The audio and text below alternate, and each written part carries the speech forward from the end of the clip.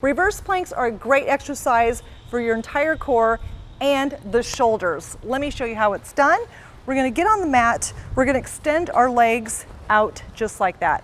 We're gonna dig our heels into the ground. You're gonna take your hands, put it behind you like you're gonna do a tricep dip, but instead, we're gonna lift our entire body up. So what we're going to do is hoist it up, bring it out and up like this, making sure you're looking up and out, not like this, not curved like this, looking straight up, and then you're going to release. Now, what I don't want you doing is if there's too much pressure on your wrist, you're just gonna ball them up, just like this. And then you're gonna lift up into that plane. What I don't wanna see is you go up and out. You don't wanna lift up too much, just enough to lift your body.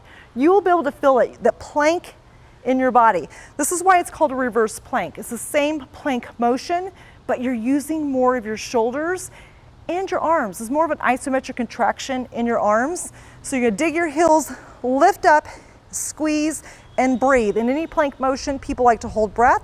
Do not hold your breath. Make sure you breathe through the movement and slowly release. Getting out of the exercise is just as important as getting into it properly, that we're able to have a nice, strong core.